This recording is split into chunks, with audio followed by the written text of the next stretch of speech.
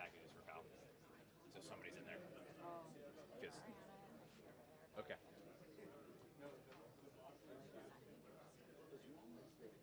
don't know. I mean, I don't know what I'm doing here. Assisting too much, so I'll make sure Keaton's taking care of it. He's out in the hallway. He's waiting out in the hallway in case anybody needs anything, so you should stay there.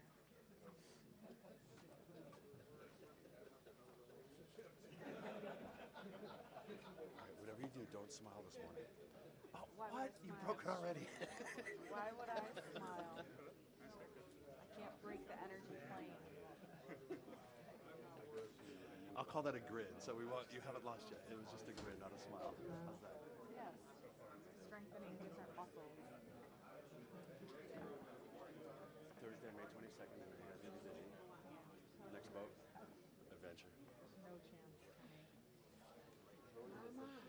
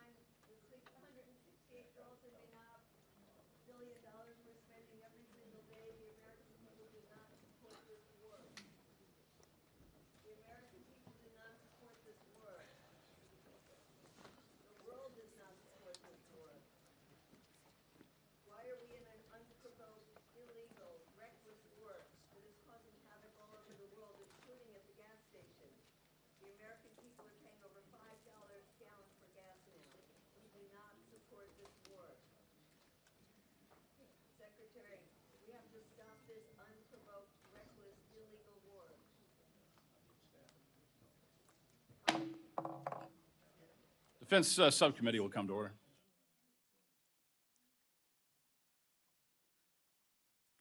Good morning. Today, the subcommittee will convene for open hearing to receive testimony from the Honorable Pete Hegseth, Secretary of War, General Dan Caine, Chairman of the Joint Chiefs of Staff, Mr. Jay Hurst, performing the duties of Undersecretary of War Comptroller. Mr. Secretary, General Caine, and Mr. Hurst, a warm welcome to you. Thank you for your service to our great nation, and I thank you for appearing before the subcommittee today. I want to first acknowledge the extraordinary demands we place on all our volunteer force and the military families who bear the weight of service alongside their loved ones. Quality of life and care for our service members and their families are central to our mission to continue to ensure the finest fighting force in human history. We owe everything to their sacrifice and send our thanks that they have answered the call to serve. This hearing addresses issues that are deeply interconnected and collectively define the national security challenge of our time. Let me begin with the budget. We want to be good partners with the department to ensure that our men and women in uniform have every resource they need. But I have serious concerns about how this bifurcated budget splits discretionary and mandatory funding and on some of our highest priority programs. We have significant gaps in needs for our warfighters that we had to address in the FY26 appropriations process because of the way mandatory was requested and enacted. The subcommittee needs to understand how the resources requested in this budget translates into real, measurable improvements in warfighting capability. We also need to understand the consequences of this funding approach. We owe that level of accountability to the American taxpayers. Next, on readiness. The picture demands our honest attention. Across the multiple domains, including munitions, shipbuilding, innovation, and aviation, questions persist about whether we are building the depth and reliance required for a high-end conflict. We have made progress in some areas. I want to acknowledge the department's efforts to address these questions. However, progress is not the same as capability in delivering, and capability delivery is what we need at this moment demands. Finally, that brings me to the threat environment we currently face. The world has grown more dangerous, more complex, and more interconnected in its risks. China is modernizing its military at a pace and scale that is alarming. Russia continues to wage a brutal war of aggression, and while Iran and their proxies have been dealt a severe blow, they remain a threat.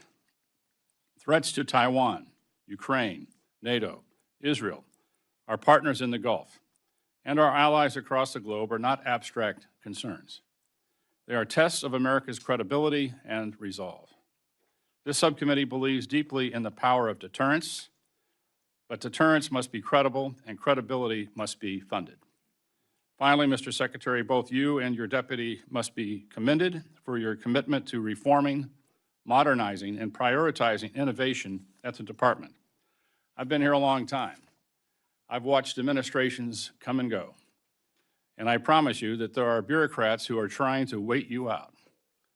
You must demand accountability at every level of your organization to ensure that the change you have demanded is taking place. Your call to move more quickly, inject competition, allow new entrants to participate requires rigorous and persistent oversight. Otherwise, the forces in the Pentagon will simply snap back to the status quo, which does not serve our warfighters or the United States taxpayer. Again, thank you for being here. The members of this subcommittee take our oversight responsibilities seriously, and we believe the American people deserve straight answers on these consequential questions. I look forward to an honest conversation on how we are matching resources to priorities and honoring our commitments to meet the moment. Now I recognize the distinguished ranking member, Mrs. McCollum, for her opening remarks. Thank you, Mr. Chairman. Thank you for your courtesy of extending this, and thank you for your statement. We have a lot to discuss. Historical high budget request, the cost of the war in Iran. Mr. Secretary, I appreciate this year that you opened up a dialogue with Chairman Calvert, myself, and with our authorizing Senate colleagues. When we last met, we asked for information to help us determine what the department needs to ensure our national security. We are still waiting for the information. We've asked several times for a complete update on munition levels, and it has not been provided. This lacking of delivery timely information for the committee is appearing to become a pattern. We've requested briefings on the status of the funds appropriated for Ukraine. That took 6 months for us to be adequately briefed. The reconciliation bill, which was enacted on July 4th of last year, we still need the details of how the funds were allocated and that were not provided to us until a 10-month wait. 10 months we waited for that. Details have been provided on Golden Dome, but only $185 billion of the program, and that's the initial research and development. We still have no idea what the costs are following on for procurement or maintenance of the program. The department must do a better job of sharing the information with us.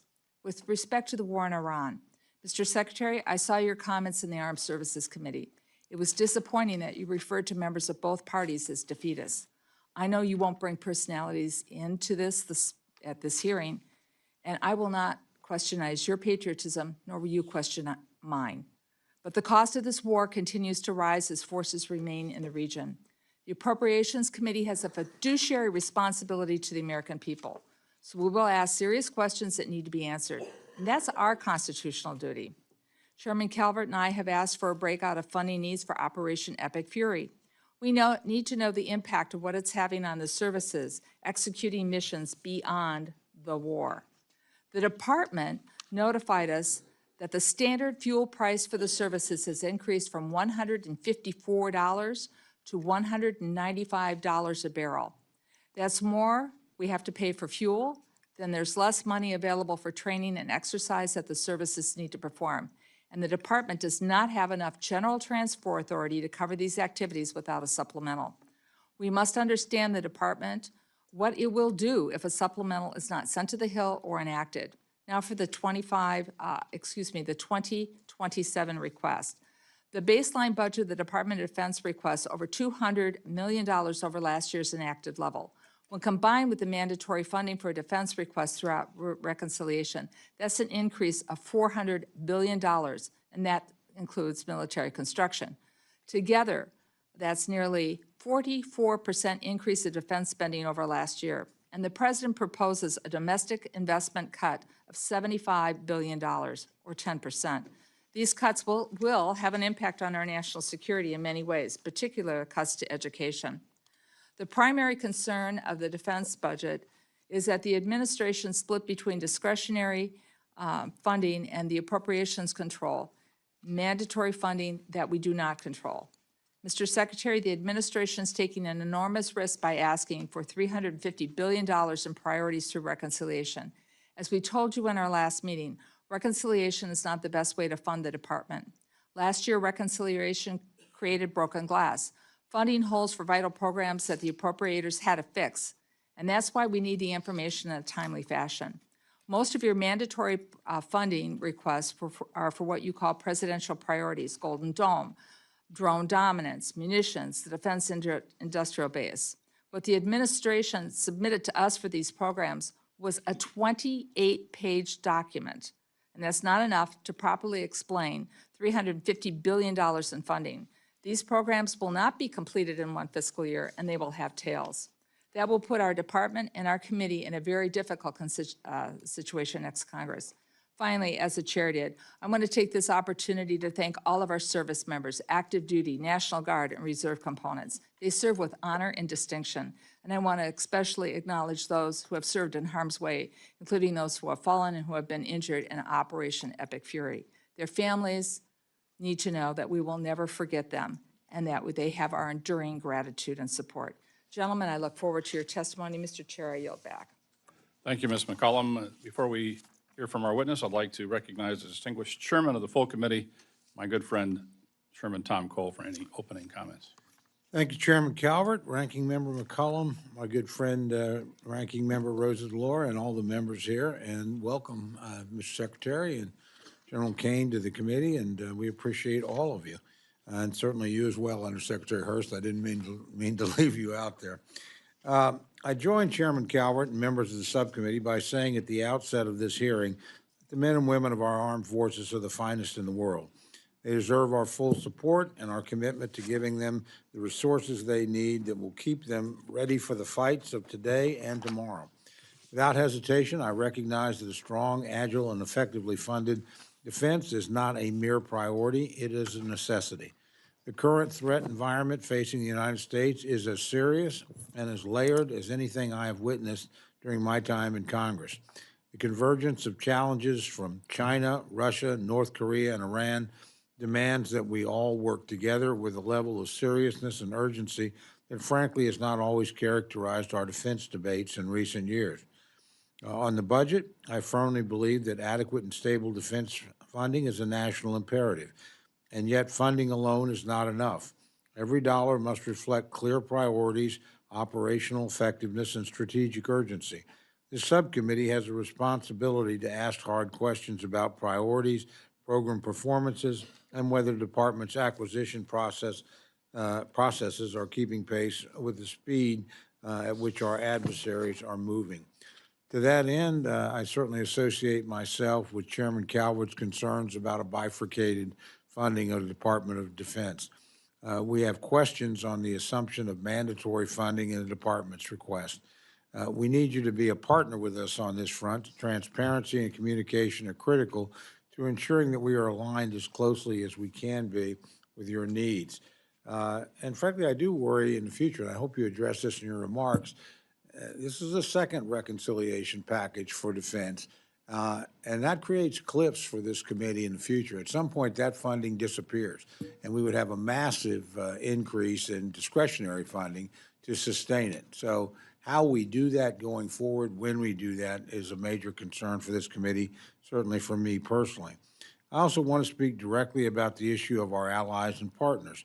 American power is most effective when it's exercised in concert with like-minded nations who share our interests and our values. As we look back on 250 years of our exceptional history, the truth of that statement is apparent over and over. From those who stood by us in our fight for independence to the shared mission against evil during World War II, tyranny falls when free nations stand together. America first has never meant America alone. American strength is not diminished when allies shoulder their share. It's multiplied, and we must continue to sharpen our strategic advantages. And I commend you for working to make sure that our partners are beginning to step forward. NATO remains a critical pillar of collective defense, while our alliances across the Indo-Pacific are indispensable to building a credible deterrent against rising aggression in that region. I'm interested today in hearing how this budget strengthens those partnerships and how the department's working to ensure that our allies are investing at levels commensurate with the threats that they, as well as we, face together. The bottom line is simple. We always hope for peace while maintaining the strength to defend it. We're committed to ensuring our military remains unmatched, our adversaries deterred, and the American people protected. Secretary Hegseth and General Caine, we look forward to your candid dialogue. The American people are counting on us to get this right, and I look forward to being a partner with you in that effort. Again, I thank you for being here today, and I thank you all for your distinguished service to our country. With that, Mr. Chairman, I yield back. Thank you, Mr. Chairman. I would like to turn now to the ranking member of the full committee, Mr. Lauro, for any opening comments. Thank you very much, Chairman Calvert and Ranking Member McCollum, and good to be with you, Chairman Cole and Secretary Hegseth and General Caine and Undersecretary Hurst. Welcome to the committee. The President is requesting $1.5 trillion in defense funding for the coming fiscal year. $1.5 trillion is an extraordinary sum of money. Congress and the American people have concerns about what you plan to do with this money. In fact, we have concerns about what you are doing with the more than $1 trillion you already have from last year's appropriations and reconciliations bills. How much will the President's, quote, skirmish in CENTCOM cost? I know at a recent hearing, $25 billion was cited, but we don't know what that includes or for what time period. This was only supposed to last 6 weeks. We have thus far been unable to get any reliable information as to the true cost of this war. The current ceasefire is tenuous at best, with attacks on Gulf nations happening just over the weekend. The President tweeted he will not support the latest communication from Iran, which we might agree with if we knew what was in it. But there has been a consistent lack of transparency since this war began.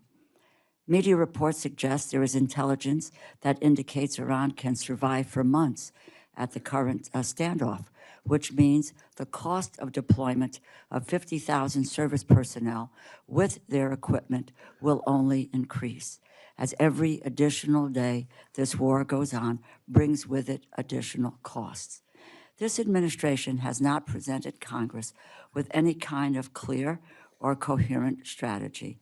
Week to week, day to day, hour to hour, the rationale shifts, the objectives change. The end game is ill-defined when it is defined at all.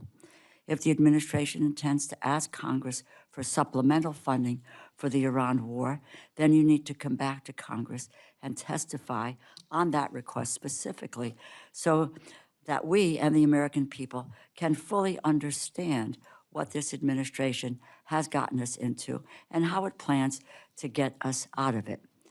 The question must be answered at the end of this crisis. What have we accomplished and at what cost? And before you come to the Congress for additional emergency funding, we need information. Has the department or any of the services utilized mandatory funding for operational activities in CENTCOM? If so, how much and from what accounts? If you can provide us with that breakout, it would be enormously helpful. And again, what is the department's estimate of the full cost of the operation against Iran to date? The $1 trillion allocated for fiscal year 2026, $1.5 trillion requested for fiscal year 2027, and possibly $25 billion for an upcoming supplemental, all as the total debt in the United States has reached 100% of gross domestic product. In other words, the national debt is now larger than the U.S. economy and about twice the historic average, according to the Committee for a Responsible Federal Budget. The defense budget includes requested funding for the expanded Golden Dome for America at $185 billion, though those budget numbers are tenuous. A new Golden Fleet, in which 3 ships are estimated to cost $43 billion, and billions for private equity ventures, which do not have well-defined processes or sufficient transparency. With gas prices and inflation numbers increasing, the American people just want to afford the basic necessities for everyday life. But this administration is not doing anything to help them with the cost of living crisis. In fact, the administration is making the problem worse by proposing dramatic cuts across the board to domestic programs that support American families. We have the most powerful military in the history of humankind. I am extraordinarily grateful, as my other colleagues have pointed out, to the men and women of our armed services who sacrifice everything to keep us safe. Their devotion to duty is exemplary, and it must be matched by the seriousness and the sobriety of those at the very top of the chain of command. And right now, I worry if that standard is being met. I look forward to your testimonies today and hearing the answers to this committee's questions shortly. Thank you, Mr. Chairman, and I yield back. Thank the ranking member. We'll now begin witness testimony. Gentlemen, without objection, your full written testimony will be placed in the record. Secretary Hegseth, we begin with you for a brief summary of your remarks. Well, thank you, Mr. Chairman, ranking member, distinguished members of the committee. Thank you for the opportunity to testify in full support of President Trump's historic $1.5 trillion fiscal year 2027 budget for the Department of War. The President's budget request reflects the urgency of the moment, as was mentioned by many, addressing both the deferment of longstanding problems as well as positioning our forces for the current and future fight. I'm honored to appear alongside General Dan Caine, Chairman of the Joint Chiefs of Staff, and Jay Hurst, our Chief Financial Officer. And I'd like to start by thanking this committee and Congress for your partnership in securing the investments needed for a stronger and more secure America. A nation's ability to build, to innovate, and to support the critical needs of its warfighters at speed and at scale is the foundation upon which its survival rests. However, upon taking office on January 20th of 2025, President Trump inherited a defense industrial base that had been hollowed out by years of America-last policies, resulting in a diminished capability and capacity to project strength. Offshoring, outsourcing, cost overruns, degraded capabilities. Under the leadership of President Trump, our builder-in-chief, we are reversing this systemic decay and putting our defense industrial base back on a wartime footing. Urgency informs everything we do at this department. We are rebuilding a military that the American people can be proud of, one that instills nothing less than the unrelenting fear in our adversaries and confidence in our allies. We fight to win in every scenario. The $1.5 trillion budget request put forward by the President will build upon the historic $1 trillion FY26 top line and will continue to reverse the 4 years of underinvestment and mismanagement of the Biden administration. The $1.5 trillion budget will ensure the United States continues to maintain the world's most powerful and capable military as we grapple with a complex threat environment across multiple theaters. Not to mention, the budget also includes a historic troop pay increase, building on the pay increases this committee has given, and the budget eliminates all poor or failing barracks. Quality of life for our troops is front and center in this budget. By supercharging our industrial capacity and transforming how the department does business, we are restoring American commercial dominance at a pace unseen in generations, transforming the defense industrial base from the broken, slow-moving systems of the past.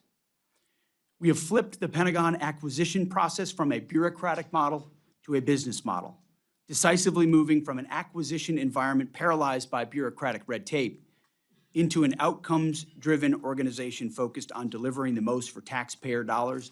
And Mr. Chairman, you're right, it's a war of attrition against the Pentagon bureaucracy every single day, and we intend to win it. Over the past year, through historic multi-year procurement agreements, smart business deals, we have sent ambiguous demand signals to our industry partners to build more and build faster. The result has been a surge, a revitalization of our great American factories, and massive reinvestment in the skilled American workers who serve as the industrial muscle behind our warriors. Let me briefly provide you with some concrete high-level metrics of what we've accomplished over the last few months. These are announced new facilities and investments to support American warfighters. The department has helped stimulate more than 250 private investment deals in 39 states, in 180 cities, in 150 different companies, worth more than $50 billion. This has resulted in 280 new and expanded facilities, more than 18 million new square feet of American manufacturing, and more than 70,000 new American jobs. These $50 billion in defense investments, in new plants, assembly lines, and factories are private investments, not taxpayer dollars.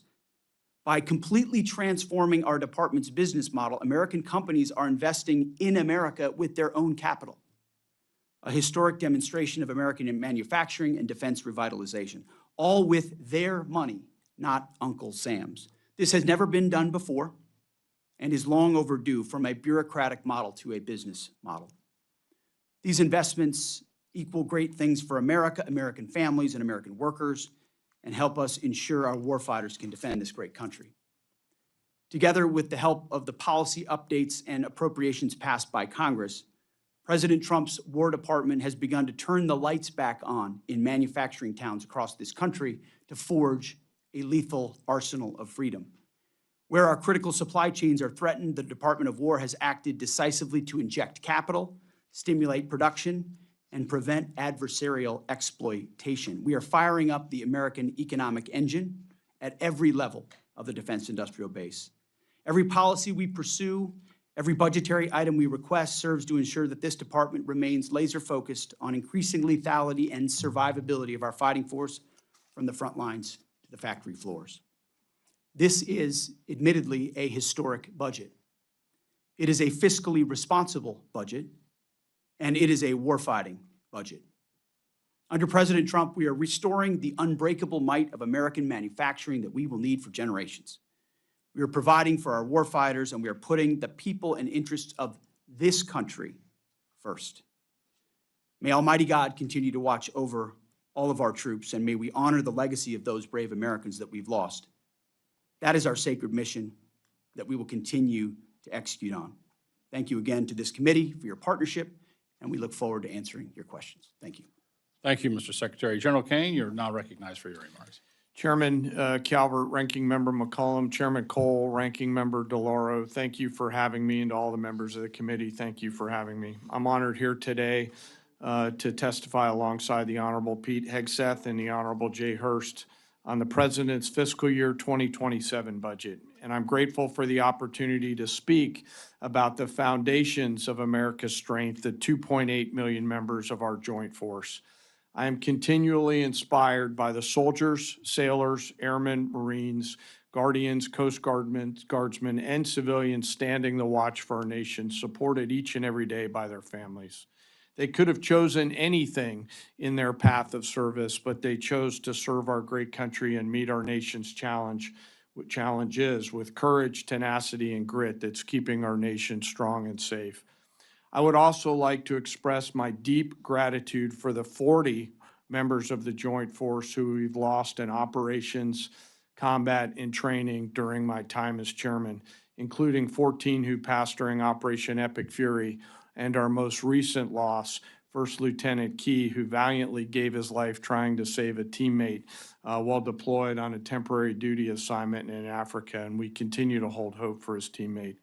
The Secretary and I are deeply grateful for each of them and their families, and their names will never be forgotten.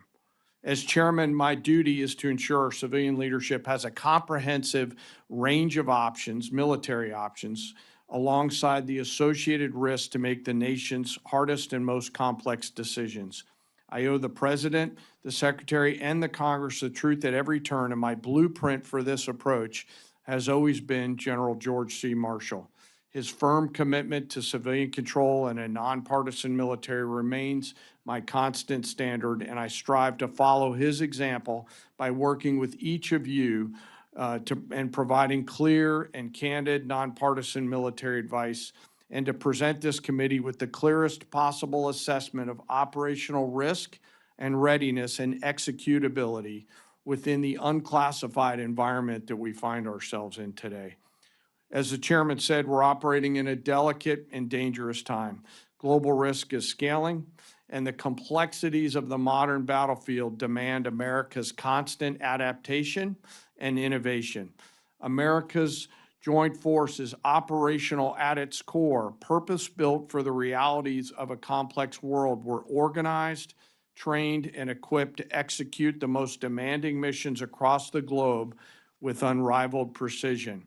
And over the last year, our warfighters have consistently demonstrated exactly what it means to be the most capable, adaptable, and professional military on earth. We are able to accomplish this highly complicated work because we draw from a deep, enduring reservoir of training, professionalism, and commitment. Our ops tempo is high, but we're designed to sustain it, rebuilding our strength continuously. We rebuild readiness every day. We train every day. We learn and sharpen our edge every day. And driving this pace of change and maintaining our superiority requires timely, predictable, and sustained investment and a partnership with this committee and the broader Congress, and I appreciate that. And the resources that we'll discuss today are critical to modernizing the joint force and ensuring that if whatever threats emerge or when called upon, our nation can win. The President's budget supports the Department's goals of recharging the defense industrial base and the national industrial base while enhancing our military readiness. We will continue to ensure our warfighters are properly armed, globally integrated, and ready, while always taking care of our most precious thing, and that is our people. And while advancing the hardware and technology essential to fight, it's the character and competence of our people, particularly the 1.8 million members of our enlisted force, who make us proud every day. And they're represented today by the Senior Enlisted Advisor to the Chairman, United States Navy SEAL Dave Isom, sitting behind me. While we face dynamic and dangerous times, I have absolute trust and confidence in our people who every day execute the most challenging missions with quiet professionalism. And coupled with the American spirit to outthink, outcompete, and relentlessly innovate, we will maintain our decisive edge, but doing so requires your continued partnership. It is also graduation season, where we welcome a whole bunch of new members to the Joint Force, to include members like Second Lieutenant Archie Dennis, United States Army, who along with his Citadel classmates in South Carolina joined the Joint Force this weekend. And I welcome he and all the other new graduates to the Joint Force. As I close, I humbly ask that we remember right now our deployed teammates out there doing our nation's work, going out into the darkness to do the things that we ask them to do. And I ask, as always, that we remember not just the 40 fallen that I mentioned earlier, but all of our nation's fallen and their families who soldier on. Thank you, and I also look forward to your questions. Thank you. I want to ensure each member has a chance to ask questions, so everyone will have 5 minutes for their remarks. I'll begin by recognizing myself for 5 minutes. Secretary Hegseth, for decades, Congress and the Department have sought acquisition reform and innovative technologies. It's only since FY24 that the level of investment started to catch up with the rhetoric. The FY27 budget request includes over $950 million for the Defense Innovation Unit, $54.6 billion for the Defense Autonomous Warfare Group, $580 million for the Joint Interagency Task Force 401, and for the Counter Small UAS. And I believe these investments will deliver overdue capability. And this subcommittee will continue to work with you to ensure success. I also note there's only $100 million for the accelerate the procurement and fielding of innovative technology. That's surprisingly low given APFIT's success. The subcommittee will continue to support APFIT as we have in the past. I invite you to join me at the APFIT Day on the Hill, July 21st, to see firsthand how APFIT is delivering capabilities to the warfighter. Consistent with the desire for injecting innovation at scale, for decades there's been increasing demand for increasing resilience in the industrial base, and more specifically, the supply chain. The FY27 budget request includes over $20.2 billion for the Office of Strategic Capital and $30.4 billion for the Defense Production Act. As you're aware, we're working closely with the industrial base policy team on the Civil Reserve Manufacturing Network to ensure the department can qualify and certify second and alternate sources to maximize American manufacturing. With exception of DIU and the Joint Interagency Task Force 401, most of the investments listed are in mandatory funding. What was the strategy to heavily rely on the mandatory funding sector in this budget? Well, thank you for the question, Mr. Chairman. And I would, first I would thank you and this committee for your efforts on acquisition reform, many of which had not been embraced by the department before, and a lot of templates on the table that were there for us to fall in and run fast with. And so speed, scale, cutting red tape, reducing requirements where we can, looking at things like DIU, Replicator, now the DOG, the Defense Autonomous Warfare Group. All of those were born of collaboration with the committee and efforts of now reformers we have in the department who are ready to run with it. As it pertains to the budget, I think there's a reality in this town of what can get done and how it gets done. And in a perfect world, everything would get done in regular order and with a $1.5 trillion top line, but there are a lot of challenges and dynamics, some of which I don't control. And ultimately, we look forward to working with the committee to ensuring however it shakes out, that it's with full transparency with you and maximizing options for the department. And I think the reconciliation last year was a new vehicle, so it took some time, especially because we're doing new things, Office of Strategic Capital, different avenues. So figuring out how to deploy that took longer than we'd like, but we're committed to ensuring this year, with that as a vehicle, a part of it, that we do it in concert with you to ensure the most important things, whether they're in that or in regular order, are included in the budget.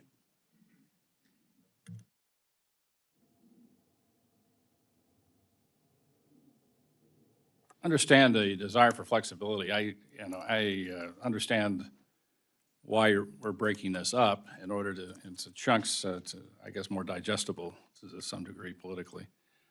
But I would hope we can get a supplemental bill here soon.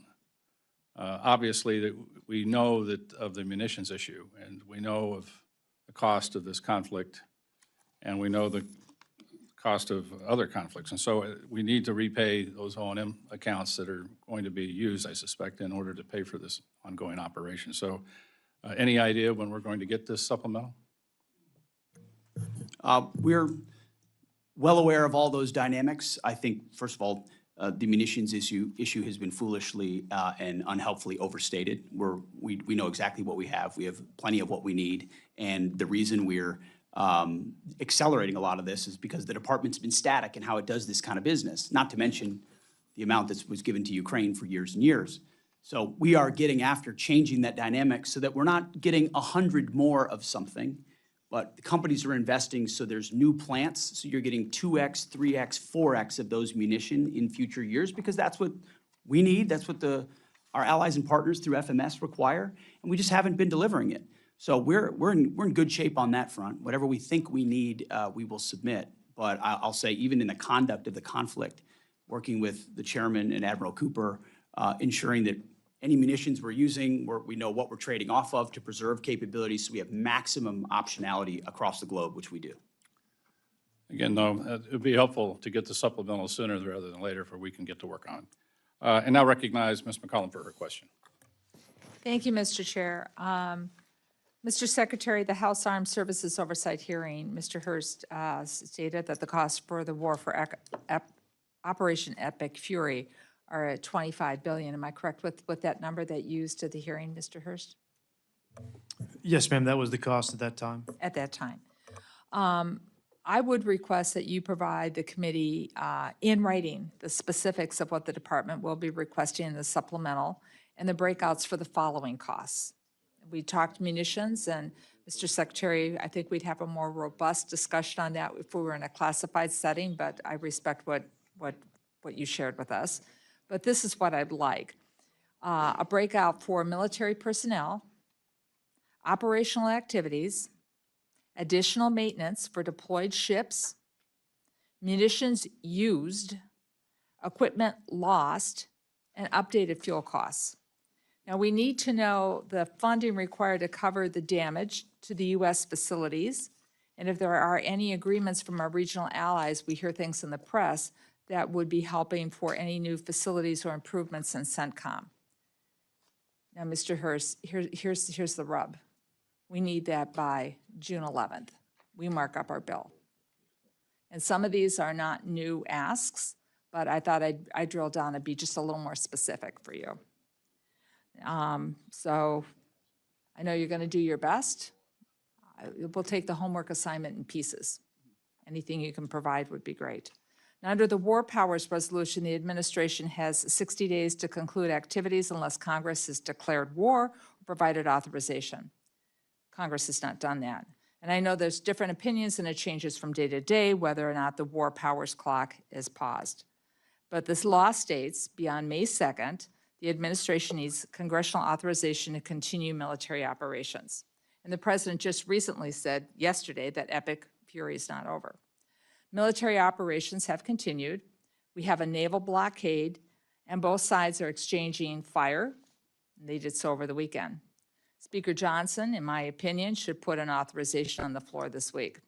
But Mr. Secretary, if Congress does not authorize, if we don't authorize this, to continue military operations against Iran, you're going to have a plan put in place to draw down our troops, to reset the region, to protect our assets.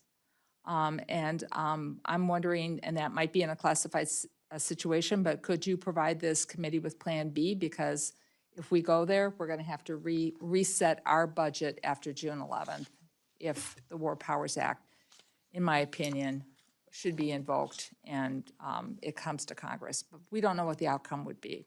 Do you have a Plan B? Ranking Member, I would say we have a plan for all of that. We have a plan to escalate if necessary. We have a plan to retrograde if necessary. We have a plan to shift assets.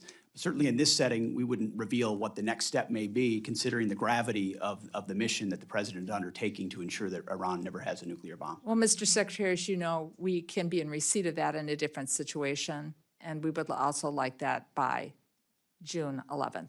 With that, I yield back. Thank the gentlelady. Mr. Chairman. Thank you very much, Mr. Chairman. Mr. Secretary, as I said in my opening remarks, I have concerns about the use of reconciliation. I don't have any concerns about the amounts and the effort to restore the industrial base. You're to be commended for that. And frankly, I think we've underinvested for a long time. So I'm happy to see a robust number. I am worried about the ability to sustain that number through the reconciliation process. At some point, that money disappears. And we'll be, so give me some sense of how much of this reconciliation money is one-time expense that you expect to either use for procurement that you may not need to do again for a long time or inject in the industrial base. How much is for day-to-day operations that we would need, frankly, to think of as a long-term recurring expense? It's a good question, Mr. Chairman, and I'll defer to Jay on details, but I would say take, for example, the deals that are being cut that will be funded here, that ultimately look at companies that make exquisite weapon systems for us, and they say, in exchange for a 5 to 7 year contract, which committees like this have authorized for us, the authorizing committees, not the appropriating committees, the authorizing committees, and now because they have that clear demand signal, they're able to invest in a new plant and they're paying for it. And that's what I talked about in my open remarks. So they're building 2 or 3 new facilities, but we're committed to paying for those munitions for 5 to 7 years from this budget. And ultimately, but the nice part is we're saving money because there's no inflation. It's at the cost of it today, even when we buy it 7 years from now. And that's why you're seeing a $331 billion in munitions as part of this budget. There's a rocket fuel component to this, given the underinvestment that exists inside this budget. There will be some tail, obviously, and as I acknowledged up front, a higher top line from this department's perspective is always a welcome thing. But the intention is not to get anyone stuck in a certain place, but to address the needs of the moment, cut different deals, create new dynamics where companies actually invest. So we have, this committee knows the exquisite munitions that we're going to be using 5 to 7 years from now, no matter what. It's about time we look into the future the way we are with this budget, but you have to fund that. And so I think that's a big chunk of an increase that you see. I mean, if you're investing in the shipbuilding industrial base, the defense industrial base, housing and barracks, all of that increase troop pay. We're looking at increasing the top line of the entire force by 50,000 troops. That's an investment into the future. So I would acknowledge that a lot of this does have follow-on cost. But some of it is something we're going to pay for now and benefit from in the future. But Jay, I would defer to you. Yeah, Mr. Chairman, in this, there's $113 billion for investments in the defense industrial base. I would characterize that as a one-time plus-up for catch-up. $35 billion for FSRM to fix all of our poor and failing barracks and other facilities of the department, and also some catch-up investments in AI and autonomy. And so if you look at what we're doing with mandatory, probably about $200 billion of that is a one-time expense. We come down to 1.23 for requested top line for FY28. And so we think we can sustain these investments over the FIDAP with discretionary dollars after this. Well, that's reassuring. And again, I don't have any disagreement with what you're trying to accomplish at all. I would remind you that, frankly, the use of reconciliation depends on political support in Congress. It can be very transitory. So it's a high-risk strategy as opposed to building things into the baseline. But again, I'm supportive of what you're trying to do in terms of recharging the industrial base. I think it's long overdue. Let me ask you a specific question, and you may want to get back to me on this, I don't know, but we've had some discussion over, we lost one E3 on the ground. Thank goodness, it looks like no crew loss. This committee's been interested in investing in the E7. Pentagon signed a contract for 5 additional planes, not in the Air Force budget. Is there going to be a fix to that, or where are we at on thinking about the E7? I'm well aware of that dynamic. I know our department had taken the position that it was airborne or other satellite ISR that was probably going to be capable of a lot of that in the future. But I think that mindset was indicative of a mindset that we've shed, which is the divest to invest mindset, which was an austerity mindset, that we're going to get in continuing resolution after continued resolution. So we got to get rid of these platforms in order to invest in these platforms. And there are gaps that need to still be filled. And there are systems that still need to be funded that are used on the battlefield right now, say MQ-9s, A-10s, you name it. I think this and the E7 is one of those. So we've actually sent a budget amendment to OMB to add that. I think it has a future. It has a place on the battlefield, and we'll get more information for you on that as well. Well, I appreciate that, and I particularly, though, appreciate the mindset. I think you're 100% right. I've seen this over and over again about eliminating platforms on the idea we would immediately use that money for new things, and quite often it just simply didn't happen. We lost the capability, but we did not move forward with the investment that we needed. So, again, thank you for rethinking that. I've got a lot more questions, but so does the entire committee, Mr. Chairman. So with that, I'll yield back. I just want to make one quick comment when you're talking about the fixing barracks and facilities. I hope we also fix the property management systems throughout the department, which is woefully needs attention.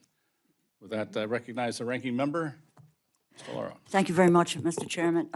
Mr. Secretary, the national security strategy says American national power depends on a strong industrial sector capable of meeting both peacetime and wartime production demands. And the national defense strategy directs DOD to, quote, supercharge the defense industrial base. DOD's 2027 budget overview appears to use that same framing. Yet, your department's budget request cuts over $5 billion from the industrial base in the aviation sector alone, effectively shutting down all current Army aviation platforms. These are current production platforms the force relies on for lift, for sustainability, disaster response, homeland missions, etc. How did the department arrive at the conclusion that reducing procurement for these Army aviation platforms strengthens rather than weakens the aviation industrial base? Well, I very much appreciate that question, and I actually think it's something we're taking another look at. I think it's not that every aspect of there are some very good things in the Army Transformation Initiative, and there are some things that we've needed to get another look at. And so I think you'll see a review of some of those things, and we'll get back to you on that. Of the aviation sector? Yes, ma'am. Okay. And with that, but was there an analysis about the impact of the requested procurement reduction? Did you all do an analysis of production lines, suppliers, workforce, restart risk prior to the decision to cut the funds? We'll get that from the Army and get that to you. I don't have it in front of me, but I would imagine something was done. Very, very much would love to see that before the subcommittee marks up the appropriations bill coming up. Let me just quickly, can you provide the committee in writing the department's assessment of the minimum sustaining production rate for the Black Hawk and Chinook industrial base, the supplier-based risks associated with this budget request, and the funded mitigation plan if production falls below those levels? Can you provide us with that information? I think that's critically important. I think we should get that to you, and I think those platforms are critical to the force right now. We need to make sure we're able to sustain them. Yeah, I think you made the point, you all, that industrial-based readiness is a strategic issue. It's what the national security strategy, recognizes, and I look forward to hearing, more about how cutting the $1 billion in the base investment aligns with that shared goal. Let me just, a question to you, General Caine. Despite the precipitous drop in procurement for Army aviation platforms, your budget request invests heavily in modernization. I'm a believer in modernization. I think that's necessary. I support investing in future capability, but Congress also has to understand the transition risk. The department is asking us to accept reduced procurement of aircraft the force uses today while relying on future systems that are not yet fielded. And General, from a joint force readiness perspective, what is the department's plan to avoid a mobility lift sustainment gap if current aviation capacity declines faster than replacement capability arrives? What are the decision points where the department would revisit the reductions if future vertical lifts schedules slip, if costs rise, or operational demand remains higher than expected? Well, Ranking Member, I appreciate the question. And any time we're looking at military options to our political leaders, we do bake in and can carefully consider that transitional risk because it links back to risk to force, our military forces, and risk to missions. And as we look forward over the life cycle of this budget and beyond into the FYDP, we're always looking at the evolution of those operational plans and then the decision points along the way to make sure that we can match the combat capability and capacity required to achieve the desired effects that are baked within those operational plans across the COCOMs. And I commend the Army, who's looking closely at the two platforms that you're most interested through your line of questioning, and the work that Undersecretary Obadal has been doing to look at rotary wing lift requirements as we move to the future. But in the end, we have to have mobility on the battlefield. It has to be survivable in the conflicts and engagements it will have, and so we remain very closely focused on those requirements. Well, I appreciate that, and my only concern is not whether modernization is important, but I understand with some of those efforts that we are looking for a future date is next year, the year after, so forth, because it's not been fielded. But what we need to take a look at, and I think you understand this, is whether the department is managing this transition in a responsible way. In my view, what we cannot afford to do is to create a near-term aviation gap. We weaken the supplier base and then ask the Congress to come back and rebuild that capability and that capacity at a greater cost. Because when you destroy the infrastructure, it's very, very difficult to bring that back and the skilled workforce that it takes to deal with that. So very clearly, this information, and if you can supply this to our committee, would be very, very helpful in our moving forward. I yield back, Mr. Chair. Thank you, General Leader. Mr. Womack. Thank you, Mr. Chairman. You know, you thread a very difficult needle in that, and there's been a lot of comments made, and I associate myself with a lot of these comments on the fact that here we are trying to figure out a base budget at the same time of a supplemental and at the same time talking about reconciliation in order to be able to meet the needs of the joint force going forward. And my friend, the ranking member of the full committee, talks about capability gaps. When you have to do it this way because of the lack of certainty and the political dynamics around this dais and, of course, throughout Congress, there are going to be gaps in capability. Is that correct, Mr. Secretary? I mean, we do everything we can to try to minimize that by planning what could play off against something else, but inevitably there are places where we have to make adjustments. You're right, sir. I want to get somewhat parochial here for just a minute on the subject of our reserve component, and this question would be for General Caine. Last month, 22 adjutants general, all of those who command fighter units in their state, signed a letter to Congress calling for multi-year procurement authority to buy between 72 and 100 new fighters annually. 13 of 24 fighter units lack recapitalization plans. On the Army side, all of our states suffer from a lack of reimbursement for responding to the call of their communities. Between fiscal 20 and fiscal 24, over $71 million was paid by states to the Guard, but the Guard never saw that reimbursement. As you may know, any non-federal entity reimbursing a federal entity causes the funding to go to the Treasury, and NGB never sees that reimbursement. Our Guard is paying to respond to a disaster out of O&M funds, then having to pay more to maintain it. As the primary combat reserve for our active force, the Guard continues to play an outsized role in the nation's defense. In fact, General Nordhaus recently said that our National Guardsmen are fully integrated as part of the joint force in Operation Epic Fury. So here's my point. The Guard and Reserve are being asked to do more. Epic Fury, Midnight Hammer, border security missions, domestic deployments, and the many all-hazard responses across the 54. They are as much in the fight as the regular component.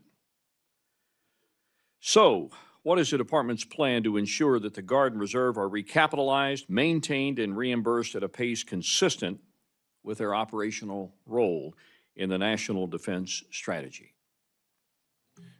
Sir, I'm assuming that question's coming to me since you're looking at me.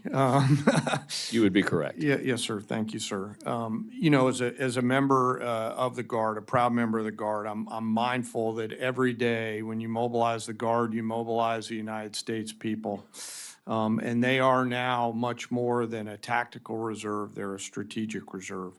The decisions on recapping the fighter community live obviously within our civilian leadership, but the requirements that they're out there getting after every day, as you alluded to, sir, are substantive and long-lasting beyond just the Title 32 force. What I'm always inspired by is the professionalism of the Guard and the reserves, who get more out of an airplane than one might think. I mean, I go out there to Andrews often and still get to fly, and my crew chiefs are master sergeants and senior master sergeants who've been on a particular airplane for a long, long time. So they'll continue to force extend that capability due to the professionalism that they have. It doesn't mean we don't have to take a hard look at recap and make sure that the fourth generation airplanes are on a pathway to fifth and sixth gen as the department continues to look at what we're solving for. Mr. Chairman, if we have another round of questions, I'll come back with another because my next question is probably not going to yield me enough time, and I'll yield back the balance. Mr. Cuellar. Thank you, Mr. Chairman, Ranking Member, Mr. Secretary, all of y'all. Thank you and all the men and women, thank you for your service. I want to ask you about the Western Hemisphere. I want to talk to you about Mexico and then the border. First of all, thank you for the work that y'all are doing in the Western Hemisphere. I've always said that we're looking at other parts of the world. We have to look at our own backyard, and we got to make sure that the Western Hemisphere is working with us. So thank you for that. Anything y'all want to add to the work that y'all doing there, I would ask you to talk to us a little bit about it. Mexico's the other one, very important part of us. Congressman Michael McCall and myself were down there. We pushed for the Special Operation Forces, SEAL, to do training exercises. And for the first time, we actually have military forces in Mexico, which is very unique. And again, congratulations on that. If you can tell us what they're doing, and we need to see more of that. We also have, talking about the Guard also, we have I believe the California Guard is now for the first time a partnership with Mexico. We've been pushing, I've been pushing Texas, but California got there before we did, but that's good. And talk a little bit about that. Also on the border, I want to thank you and the men and women of Joint Task Force Southern Border for the work that they're doing on the homeland. They're in my area, Laredo and other places. But I want to draw your attention to one particular threat, that is the accelerating demands. The cartels are not only watching what's happening in Ukraine, but they're learning from it. And we're hearing from credible reports about cartels looking at fiber optic drone systems, and we all know what that is. And my question is, what is the department doing to get ahead of this threat? How are you investing in the counter-UAS capabilities to defeat fiber optics drone systems? And what lessons are we learning from what's happening? You know, the procurement, the bureaucrats, with all due respect, it takes a long time to get our systems. Over there, the cartels, they got the money. They don't have to go through a procurement system. They'll just buy the drones, and they're outmanning us on the Mexican side along the border. So thank you, and if you can address that, or the chairman also. Well, thank you, Congressman. I very much appreciate your efforts in this realm for a very long time. And I think you see in the national security strategy, the national defense strategy, Western Hem and Homeland is priority number one. We may pace to the ability on the first island chain, but priority number one is here. And you've seen it through America's Counter Cartel Coalition and getting after the designated terrorist organizations that are trafficking drugs and humans into the United States, something you've been talking a lot about. And that's the beginning of our defense in depth. It starts down there where they produce and where they move. And then into Mexico, where we have had an unprecedented amount of partnership, and we appreciate that. We would encourage Defensa and Marina to continue where they can to partner and do more. That's the expectation of the United States government, of the Mexican government, is step up so that we don't have to. And then sealing that southwest border is the defense of the American people. It's the defense of the homeland. And when you talk to the troops that are down there doing that, they're proud of it. We also have multiple national defense areas there, which are controlled by DOW, where we can do rapid testing on counter-UAS, JIATA 401 capabilities. So we're using those places to streamline the process by which we see what the cartels are trying to do and get after it with new capabilities that we can then field elsewhere, also learning from Ukraine in the process. I would defer to the chairman. Sir, I'll just add a few things onto this. It's the Russia-Ukraine lessons learned and the application of those lessons by other actors like cartels is one we're focused a lot on. It's going to require a whole of government effort. As the Secretary mentioned, we do have Joint Interagency Task Force 401, led by an incredible Army one-star Brigadier General Matt Ross, who's focused solely in a chairman's controlled activity. So 401 reports up to me and in turn then to the Secretary to make sure that we're entrepreneurially looking at how to sense, see, detect, and defeat the range of small UAS threats. And, you know, General Ross was just out in CENTCOM looking at some of the challenges that they're having over there. It'll continue to be an area of significant focus for the Joint Force, sir. Well, my time is up, but I want to ask you to continue working with Mexico. You do have unprecedented partnerships, but the more we can push them, they're allies. There's a historical sensitivity, we know why, but the more you can push them to get them to work with us, that would be great. Thank you so much for all of y'all. Thank you, gentlemen. Chairman Rogers. Thank you, Mr. Chairman. Secretary Hegseth, General Caine, Mr. Hurst, thank you for being here, and thank you, more importantly, for your service to the country. The 2026 National Defense Strategy makes clear that China is the pacing challenge, and this budget request puts real resources behind that nomenclature, including $11.7 billion for the Pacific Deterrence Initiative. My concern is that we are not just competing against China's military capability.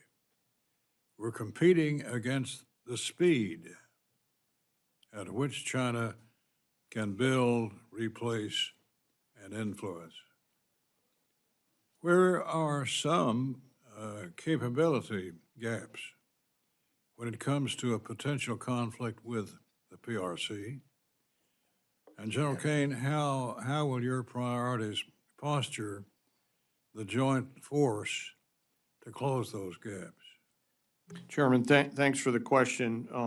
And, you know, the speed at their production capability is one of the reasons why I'm grateful for the full team's partnership on speeding up the U.S. defense industrial base efforts, as well as the national industrial base efforts. And I'd really like to thank those mom and pop machine shops and second, third, fourth tier suppliers that live in all of your districts, who are also increasing speed and capability without losing quality across the entirety of our manufacturing system. And it's going to require all of that. And when we look at the range of capabilities that we must have to be properly armed and globally integrated, that extends to things like, you know, long-range fires and really an ability to arm our joint force to win from the seabed to cislunar space in every single domain in there. And I'll defer to the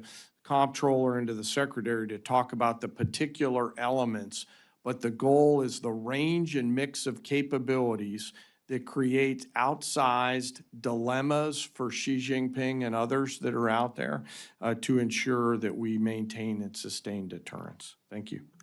Amen. Thank you. Second, the war between the U.S. and Iran reinforces an old lesson, which is that modern conflict comes down to attrition. China has been able to produce naval ships at a pace our industrial base can't match. The ships are not as large as ours, but quantity has a quality of its own. How are we postured for an economy of force in the Pacific, particularly if Taiwan is invaded? Well, sir, channeling my my inner Clausewitz, which is always something I try to remember, the big moving parts of warfighting. You know, we're not really doing economy of force work in the Pacific. As you alluded to, sir, and others have, it's our primary focus. And so on a daily, you know, on a daily basis, we come to the secretary with a range of military options across the world so that he and the president can carefully consider those military actions and associated risks. It all comes back to the budgetary tools that you'll hopefully give us and the authorities to achieve those capabilities. And as we look, for example, at shipbuilding, which you talked about. I'm grateful for the work that the Navy is doing to scale that effort to ensure that we offer and continue to offer those range of options to our civilian leaders here in the United States. Quickly to Epic Fury. Our fight with Iran has confirmed what defense planners had long warned about. Iran doesn't need a peer military to cause serious problems. Its playbook to cheap drones built from commercial parts, sea mines in contested straits, fast attack craft, and anti-ship missiles. The war also confirmed a harder lesson. Even with overwhelming firepower, the side that runs out of munitions or air defenses first loses. Are we, Mr. Secretary, are we secure in that point? Absolutely. And we are winning, have won every component of what we fought in this conflict. Iran knows that based on the incredible degradation of their capabilities, and which is why we saw them wanting to come to the table. How this gets resolved will be on our terms, on President Trump's terms, and we have all the munitions and capabilities necessary to enable that. Thank you. Yield back. Thank you, gentlemen. Mr. Aguilar. Thank you, Mr. Chairman. Thank you all for being here. Mr. Hurst, on April 29th, as you indicated to the ranking member, you said that the Iran war had cost $25 billion in total. You reaffirmed that today. Do you have any other updated costs or projections since that testimony that you've given? Outside reporting estimates have indicated that the war costs could be $1 billion a day. Do you have anything to share? Yeah, thanks for the question, sir. So at the time of testimony in front of the House, it was $25 billion. But the Joint Staff team and the Comptroller team are constantly looking at that estimate. And so now we think it's closer to 29. That's because of updated repair and replacement of equipment costs, and also just general operational costs to keep people in theater. Thank you. I appreciate that. Mr. Secretary, when can you share more formal accounting on the cost of the war with Congress and with this committee? We'll share what we can. I think we've updated on that number this morning, but when it's relevant and required, we will share it. I think this would be the format that it would be required. Mr. Secretary, on that same day, April 29th, you testified that the current ceasefire meant that the 60-day calendar with the War Powers Resolution was paused. Who are the parties to the ceasefire? Well, right now, we are in that same ceasefire as of right now. That wasn't the question. Who are the parties to Will be the United States and the regime in Iran.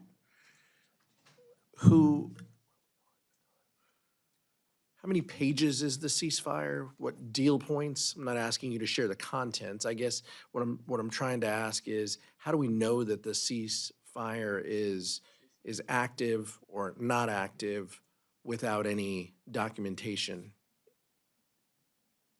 We know it's evident, and the ceasefire is in effect. But is it pages? Is it 15 points? There's been different points that have moved around. Is there any other? How do we know you just trust that the president knows that the ceasefire is active or not active? As you know, for the most part, a ceasefire means the fire is ceasing, and we know that has occurred while negotiations occur, and there are lots of different discussions with our negotiating team that are happening. I'm there when those discussions are occurring. Different drafts, different perspectives. So it's a very dynamic situation where a negotiated settlement could be the outcome here, where Iran does not have nuclear capabilities. And from the Department of War perspective, we're here to support those options. On May 5th, you announced the launch of Project Freedom, which is a new exercise where CENTCOM will help coordinate ship traffic and guide commercial ships through the strait. President Trump then announced the operation concluded that evening. Now it seems that we may be revisiting that. Can you give us the latest on Project Freedom? Well, as it pertains to battlefield options, we don't disclose those types of things, but ultimately, as the president stated publicly in his truth, at the request of the Pakistanis and given the options in the negotiation, it was paused, and it's an option we could always recommence should the commander-in-chief want us to. Is the theory to create more ceasefires or more projects just to evade the War Powers Act? The theory of the entire case is to prevent Iran from having a nuclear weapon. And if that has to be done kinetically and militarily, the Department of War is locked and loaded and ready to do that. If it happens through Project Freedom, where you move commerce through, if it happens through a negotiated deal, the president was very clear even yesterday. This is actually quite simple. Iran will never have a nuclear weapon one way or another, and we're here to support as one tool of the whole of government to make that happen. General Caine, the depleted munitions have been a subject of some of the discussions that you've even heard here today. With respect to stockpiles that we have around the world, key regions like the Indo-Pacific and the Middle East, can you give us an update? What are you hearing from the combatant commands about their munitions status around the world? Well, sir, we have sufficient munitions for what we're tasked to do right now. That's what I hear from the COCOMs. What I will say is I will always want more, so I appreciate the effort of this committee and the Congress. We're always going to want more munitions. Secretary Hegseth, what are you doing to support the involved services to recap their losses? We're submitting a $1.5 trillion budget that'll remake the department and ensure that every warfighter in the future has exactly what they need, and we're never in a fair fight. And I take issue with the characterization that munitions are depleted in a public forum. That's not true. And ultimately, we have all the munitions needed to execute what we need to execute, and we're going to ensure that we supercharge that going into the future. I think you've heard differences from both sides of the aisle on that point. Yield back, Mr. Chairman. Thank you, gentlemen. Judge Carter. Thank you, Mr. Chairman, and welcome to each of you. We're glad you're here. Start off with something I'm concerned about. Mr. Secretary, my MILCON VA subcommittee is aware of living conditions of the 68W combat medic students at the Joint Base San Antonio. Frankly, they're very unacceptable and quite unlivable. As chairman of the MILCON committee, I'm deeply concerned that there appears to be no imminent path forward to fix these issues. What actions is the department taking to improve these living conditions and ensure our soldiers receive safe and dignified housing not now and not in the years to come? Our budget cannot fix that. It's not, we don't have enough money. You got all the money. What do you think about that? First of all, let's fix that. Whatever unit that is, we want to know about it, and we're going to get a team out there right away to address it. And we've used discrete examples like that to find the gaps in why we're not getting at it on a more holistic fashion. Because we've came in on a huge deficit of maintenance on barracks and housing. This budget funds that.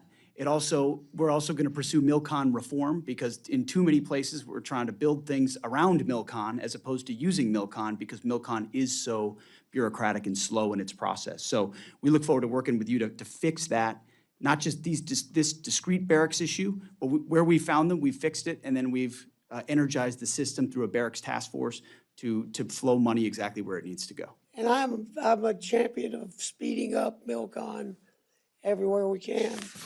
And I've been out to Guam and some of those places, and we got a lot of needs out that way. I mean, we're way beyond what our budget will sustain. But I have another question for you. I represent Fort Hood, the home of the 1st Air Cavalry Division Brigade, operating Apaches, Blackhawks, and Chinook helicopters.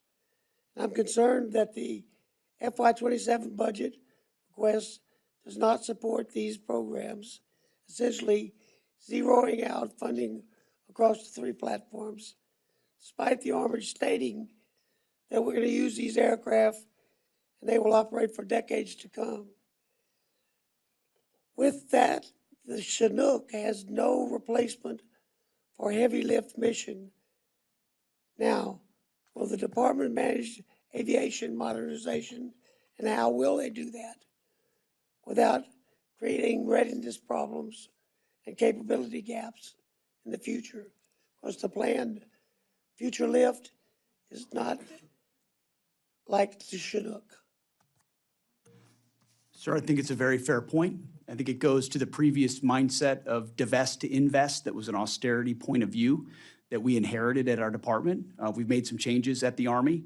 We might have a slightly different view of the Army Transformation Initiative. Some of it is very good. There's a lot of goodness in there, but I think there are some things that assumed future platforms that may not be there yet. Take the Apache, for example, which our warfighters rely on and love. Take the Chinook, which is used all the time. We need to make sure we've got something there for it before you divest or we're not investing in that capability. So we look forward to reviewing that with you and ensuring that we don't have a gap. Yeah, because the budget doesn't have anything, it zeroes out all three of those as far as we read it. Well, then I'll take another look at that with our team.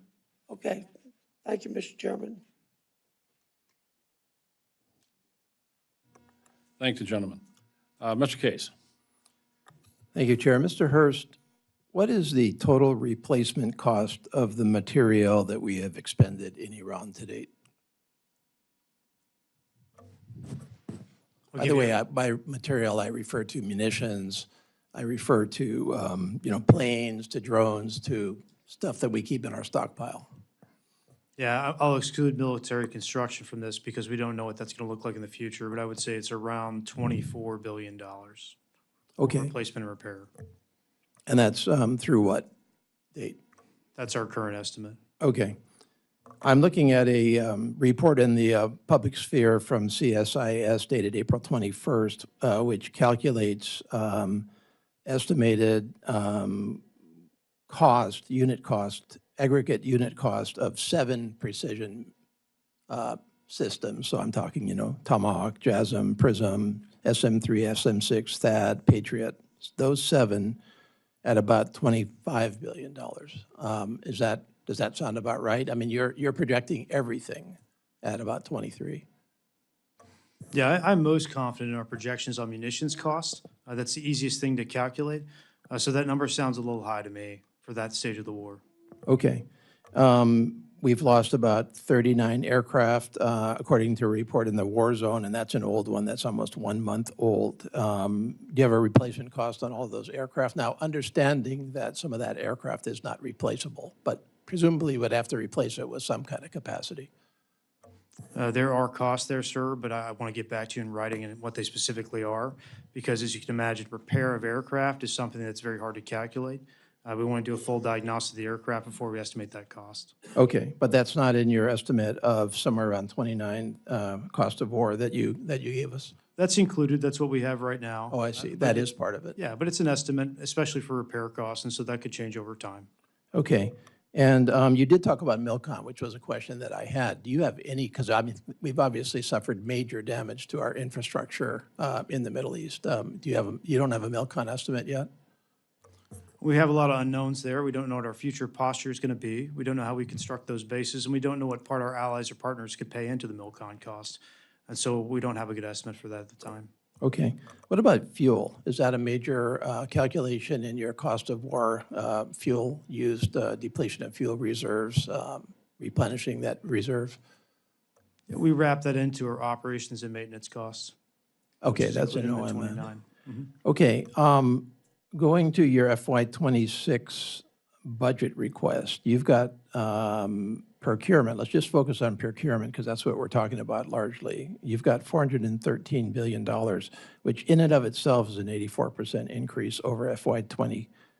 I'm sorry, I'm in 27, 27 versus 26. And you have 38% of that total procurement request in reconciliation. Does that reconciliation request include anything from the war in Iran? Obviously, we're buying things in the reconciliation requests that are being used in the Iran conflict, including munitions. There's over $40 billion in a munitions request and reconciliation, and so that would be part of the replacement. Okay, so what I'm trying to get at is your reconciliation request in FY '27 related to Iran, or is it not related to Iran, or what, It's not is it all? related. You know how long our budget generation process is and the appropriation cycle, and so Correct. we completed this before the Iran conflict started. Exactly. Okay, so what you're coming back to us with is not the the reconciliation is not about Iran. The reconciliation is about assumptions that were made before Iran. It's about making a generational investment in the joint force and building military readiness. That's what Okay. our budget request is. Okay. I'm going to get back to some of the questions that were asked earlier, which is, what is the assumption that you are making in terms of future reconciliation bills in future fiscal years? How much of this is loaded into this particular fiscal year? You had a big reconciliation last year, which was portrayed in the same light, and now you're coming back for a huge one this year. Is another one on the horizon next year then? For our budget request for '28, we expect to request that as discretionary only. And I believe the top line for that is 1.23, which will be our request that year. Okay, I yield back. Thanks, gentlemen. Mr. Diaz-Balart. Thank you, Mr. Chairman. Thank you, gentlemen, and more importantly, the folks that you lead. Federal government does a lot of important things, but nothing more important than what you all deal with. Let me get back to this hemisphere. I'm very, very grateful that the administration is finally really focused on the Western Hemisphere, and it's actually going to show. We're going to be able to show that it's saving American lives. But let me just to you, Mr. Secretary, let me throw a couple of points and see if you disagree with any of these. And let me talk about the one state sponsor of terrorism in the Western Hemisphere, which is the Cuban regime.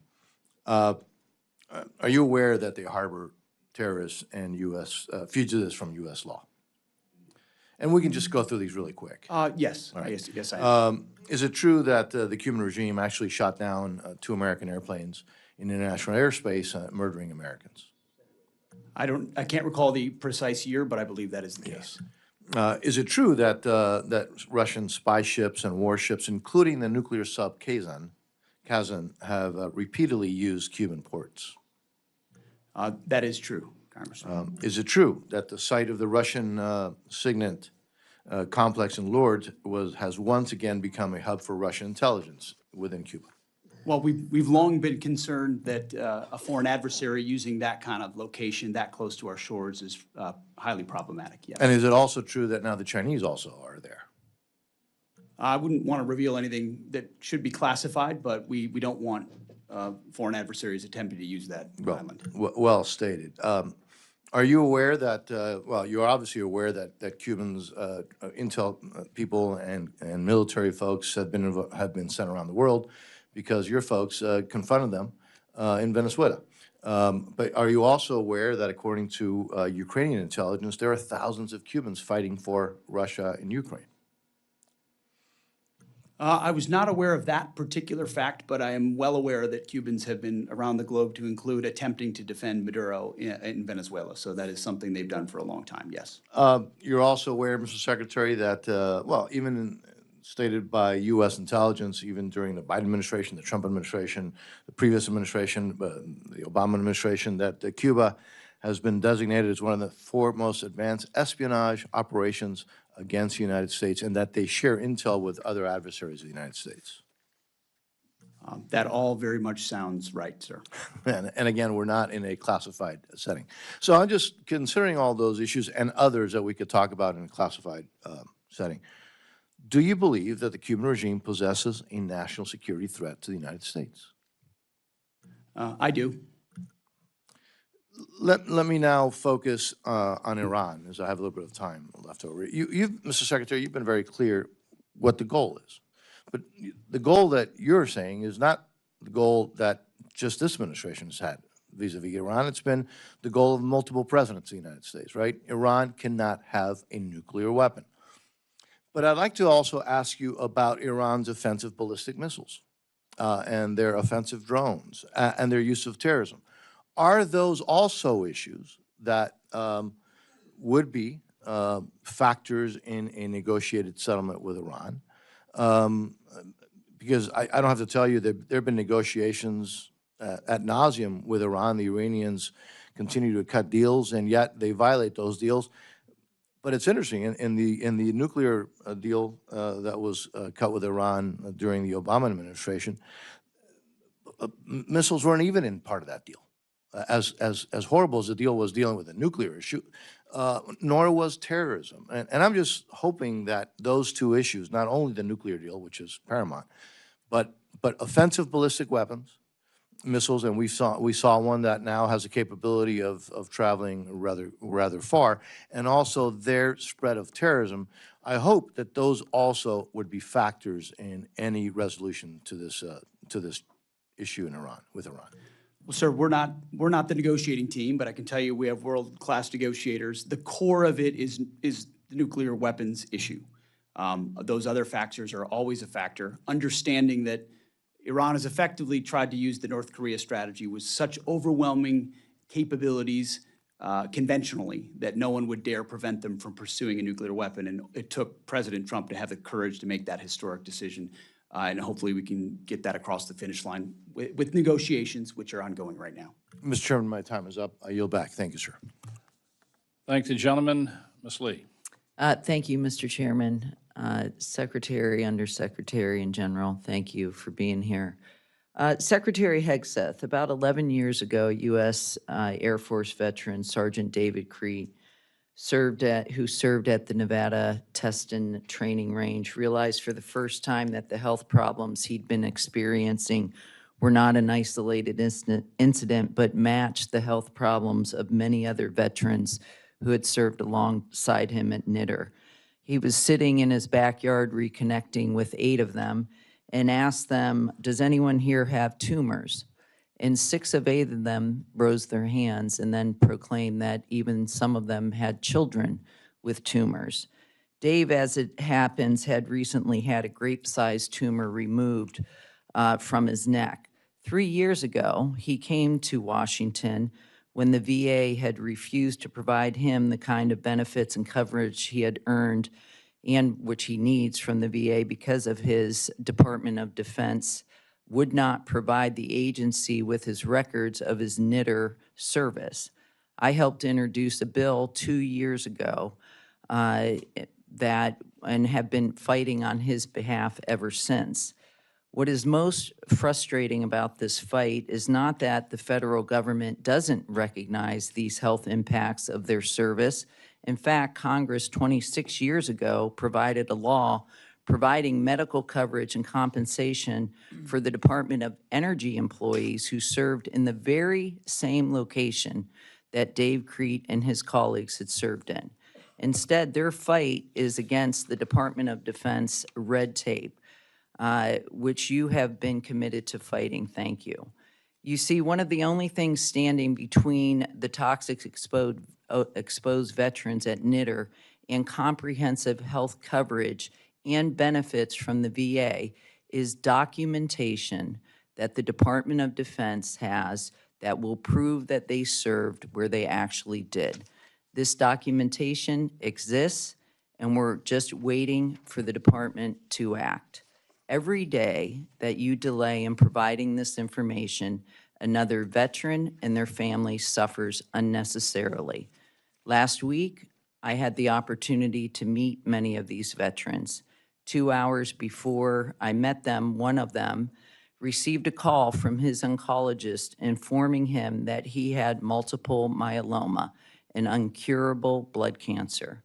Over the weekend, Dave was notified that 2 more of his cohort had recent deaths.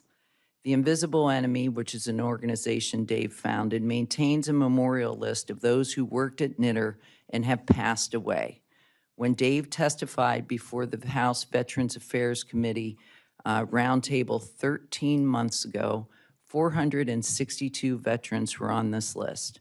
Today, that list includes 565 names.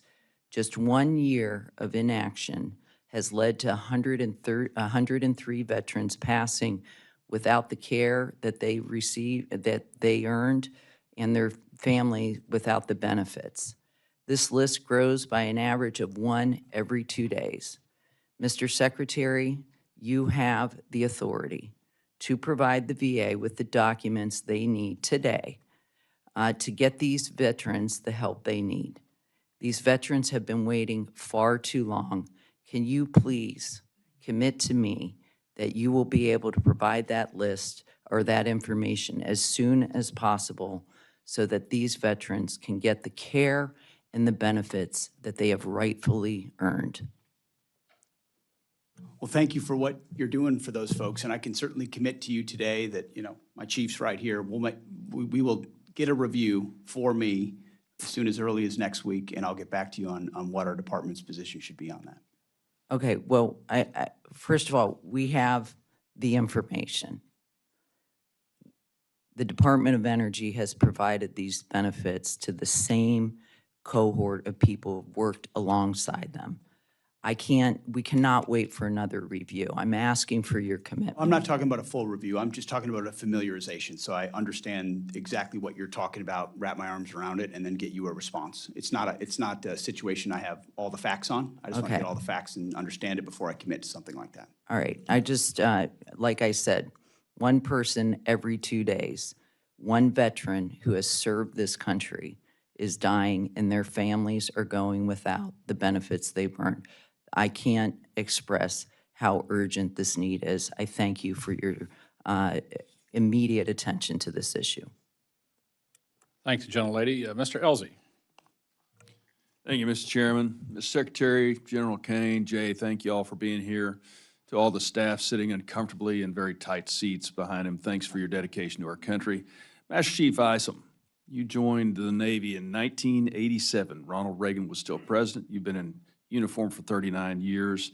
I'd like to thank you and your family for all the sacrifices that you've made. You're clearly the essential man, and I always want to point that out, that you've been serving in the Navy since I was a junior in high school, and so I'm very, very grateful. As we address $1.5 trillion request, I want to say I appreciate participating in the tabletop exercise at the Pentagon, and I encourage all my colleagues to attend and do that. It gives a very clear message on why we're asking, or you are asking for $1.5 trillion and how it's justified. As we move forward with contested logistics and as eventually this war in Iran will end, and the Indo-PACOM becomes the focus again, I'd like to see Congress fully fund the request for the Marine Corps McClellan-class LSM and the KC-130J for both the Navy and the Marine Corps. But the budget request breaks them up, and I'm not sure how you skin that cat. Moving to force protection and counter UAS, as we've seen in Iran, at nations that are somewhat far away from Iran, we've had a force protection and counter UAS issue as we've lost an E-3 AWACS, which is worth $500 million when we bought it, but it's irreplaceable, and there are fewer of those than B-21s. I think we're seeing the reach of UASs affect us in a way that we probably didn't anticipate, and we need to continue to use new companies that are developing new technologies to go after UASs. General, you addressed Karl von Clausewitz, so I'll use Sun Tzu as a counter. Even the finest sword plunged into salt water will eventually rust. And we deployed the USS Ford in June 24th of 2025. It's going on 11 months at sea, and as one of only 2 people in the room who have been on extended deployments on ships, myself and Master Chief Isom, I just want to point out, thanks to the families who are sacrificing, this is going to harm a lot of families, and as we realize that every conflict we've been in the last year has included the Ford, and it's been essential to our operations. It also points out the need for carriers, and I don't think 11 is enough, but also recognize that downrange, that's going to affect the availability and the readiness of our force going forward. So along with that, the capabilities that a 6th-generation fighter on the carrier are so important. As we've already seen, we've got the F-47. We're going to down select the F/A-XX later this summer. General Caine, can you address why having both of those is so important? Well, first, sir, I want to echo your gratitude for the Ford. Yesterday, the air wing flew off, so we know that Oceana was a very happy place as those aviators fought through 800 feet broken to come up initial as they should after a record-setting deployment, so we welcome the Ford back. You know, my job, I won't comment on a particular program, but the job that I'm in now is to offer a range of options to include our ability to project power off CVNs of the future. So as our civilian leadership carefully considers that, I know that'll be in the mix if selected. And I know your colleagues in Virginia and in San Diego are all focused on the same, sir. They're going to have similar capabilities, but I think as we switch to the Indo-PACOM region, that as we talk about first, second, third island chains, which for most of the American people doesn't really mean that much, but the ability to have a moving airfield in the Indo-PACOM when we know that the Chinese, our peer adversary, have a number of hypersonic weapons that are going to be aimed at fixed points, such as islands where our forces are. It's just extremely important that we recognize that that a moving aircraft carrier with unique capabilities, which obviously can't be addressed in a place like this, that can shoot from outside the range of the capabilities of our adversaries is extremely important.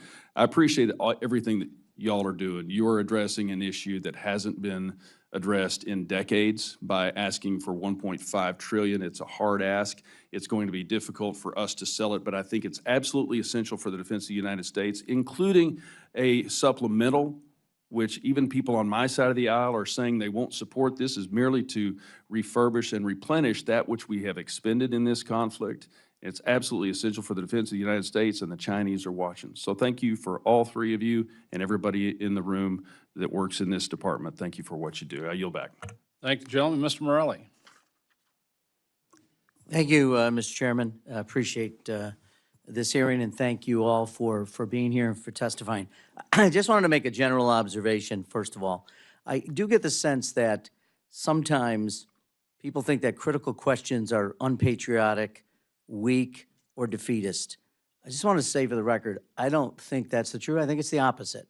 And I appreciate, General Caine, you've mentioned civilian leadership and civilian control a number of times in your testimony this morning. We're the Congress.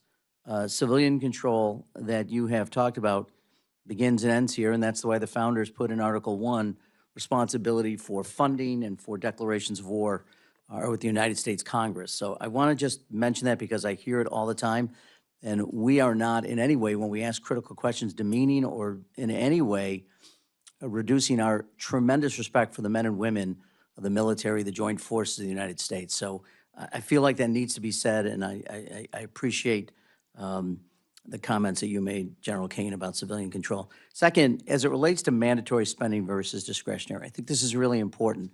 This committee, the Appropriations Committee and the Defense Subcommittee, is given the responsibility by the Congress and by the American people to make sure that we have an appreciation for all the dollars, taxpayer dollars, that go into defending this nation. And questions, again, ought to be here. Transparency begins here. Oversight begins here. And mandatory spending avoids the responsibility this committee has to report to the American people on how our money is being spent. So I just, again, want to stress how important it is. I appreciate my friend Mr. Elsey's comments about the $1.5 trillion request.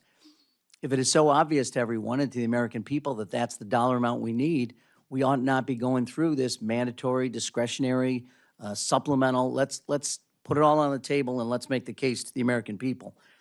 You know, we've now waited since February 28th is, by my count, 11 weeks, 74 days since hostilities began in Iran, and trying to get a reporting of the dollars that have been spent in this has been excruciating, and it's been long. I think General Washington reported quicker to the Continental Congress than this has been in terms of reports to the United States Congress. And I would just in the strongest terms urge that we move forward and give this committee a full reporting on what the cost of this endeavor has been. With that, I didn't want to make a quick, you mentioned, Mr. Secretary, in your opening comments about private companies making private investments in our defense. I assume they're getting compensated for the investment. When you say private investment, are you suggesting companies are making investments for which they will not be compensated? Yes, I am, Congressman. Why would they do that? Because we're turning it, it's the right question, because we've done it one way for years and years and gotten the same results. So this is changing the paradigm. Companies now know we're going to give them orders for 5 to 7 years on exquisite munitions in exchange for them paying for capitalization of their own plants. We used to pay for them to build their plants and then buy the munitions from them. So now, because they know they got consistent income. But they are, no, I appreciate what you're saying. They're upfronting the costs. The and primes are now paying for their own plants and equipment. That is a brand new paradigm. The taxpayer's not paying for it. That's $50 billion of value that you don't have to appropriate because the companies are paying for it themselves. And the companies will not get compensated. They're going to make that as a charitable contribution to the United States government. Their compensation is long lead times of munitions that they will produce and we will pay for in the future, but we don't have to build the factory. All right, just to be clear. This is how private business reclaiming my works. time. They I just want to be clear. Wait, build their Mr. own Secretary, factories. I appreciate what you're saying, but let's not, let's be honest. They're going to get compensated. Look, I'm for that, and I appreciate what you're saying in terms of lead time and dependability and reliability of funding, but let's be clear. I want to switch topics if I can for a second. There's been much reported about the president's trip to China, and I appreciate, again, my colleagues who have raised Indo-PACOM and its defense. There are weapons sales which have been on hold that the president has not authorized to Taiwan, and I wonder if you could give me an update, either Mr. Secretary or General Caine, on what the status of those weapon sales are at this point. I just want to say that the primes will be paying for those factories out of their own pocket, not the department's money or the taxpayers' money, which is a sea change, which is why I think this budget They're is going to so get a historic. return on their investment, which, by the way, this is Which we America. welcome. Well, We welcome a return on investment. These are yes, I private understand, but they're businesses. not We want paying to for it out of their pocket and not getting compensated. But anyway, could you answer my question about Taiwan? Buildings sales. cost money, and if Yeah, we're giving them $2 billion to build the factory, that's taxpayer money. If they're using it out of their own hide, that's $2 billion saved for the American people that then we can appropriate toward munitions that we pay for in the future. Yeah, I know it's difficult to grasp. It's not but difficult what happens to grasp, when sir. businessmen take control of a department. It's a different way of getting to the same place. You're going to pay for it, the United States. And look, we ought to. They're building things for us. But to suggest that somehow they're making an investment that they're not going to get compensated through sales is just, it's honestly kind of ridiculous. But we used to pay for the building too, and then pay for the sales. And now we're paying for the sales, but not the building, which I think is a good. And they're not deal for embedding that in the American price taxpayer. of the things that they're selling to us. The The price is- capitalization, the CapEx that they're putting into it, they're going to get back. Look, I don't know They're why paying we're for even it. arguing about it. They're paying for it. Could you answer my question about Taiwan arms Well, sales? that's, the president's on the cusp of a trip, and I'll be with him, and he will make all the decisions related to that. I I yield think the back. gentleman's time has expired. Make a quick point. There is a change. The industrial base is putting money at risk with the expectation of orders, but there is no guarantee if, in fact, that particular product that they may make is not met or meet the standards in which we want to acquire it. And that is a significant change from what we've done in the past. Mr. Fleischman. Thank you, Mr. Chairman, and thank you, Secretary. I commend those changes and the innovation. To everyone on this panel, thank you for a job well done. Thank you for what you're doing for our country. This is truly incredible. So let me start with that. As chairman of the Energy and Water Subcommittee, I'm going to take a little bit different approach. I'm deeply involved in the recapitalization and modernization of our nation's nuclear deterrent. As we are recapitalizing the entire strategic nuclear arsenal, I remain concerned about the lack of options lower on the escalation ladder available to the president. In theater, non-strategic nuclear weapons have remained essential to the credibility of our extended deterrent commitment to NATO. I've got a couple of questions to ask, but I'm going to ask General Caine and Secretary Hegseth. What is your assessment of our non-strategic nuclear capability gaps in the Indo-Pacific and elsewhere? What additional tactical nuclear capabilities beyond SLICM-N should we consider that would be most useful for reassuring allies, deterring our adversaries, and providing combatant commands and usual options in the worst-case event of a conflict? We're, as you know, we're making a $2 billion investment, and you mentioned SLICM-N. and in FY '26. So we're investing in that. But I would say that a lot of that discussion would be classified given O plans in the Indo-Pacific. But Admiral Paparo, I would say there's no COCOM commander we have regular feedback with on what dilemmas we might need to create for an adversary than Admiral Paparo and Indo-PACOM to include everything that would deter any level of aggression. So I think there's a lot of sensitivity on this topic that doesn't lend itself to this environment, but very much so we're looking at all options. Thank you, and I would also commend the Admiral Pamaro. I mean, they're doing incredible work. Yes, sir, General? Sir, I was just acknowledging the Secretary's comment about what forum we're in here today. You know, all three, and I appreciate the Congress's leadership, all three legs of the triad are undergoing modernization and all require that, and we're grateful for the assistance from the Congress. It's a bedrock to deterrence around the world and one that we want to maintain our focus on. I'll probably leave it at that and can come back if there's follow-up questions. Thank you, and I would assure you, gentlemen, that in the Energen Water Bill, which funds this, we will certainly address that in a very robust way, as I think the administration has, so I thank you all. As most of you know, in that bill, I'm probably the nation's strongest proponent, supporter of nuclear power in Congress. Nuclear propulsion has long provided a great United States Navy with significant operational advantages. There's been tremendous progress within your department accelerating the adoption of nuclear energy as a means of providing resilient and long-duration power generation for military installations and forward operations. I'm excited about the Army's Janus program, and the Air Force just announced the first 2 air bases to receive microreactors. My question, gentlemen, is can you walk us through how the department is thinking about the role of nuclear power across the Joint Force, including naval propulsion and the use of advanced reactors for base and expeditionary power?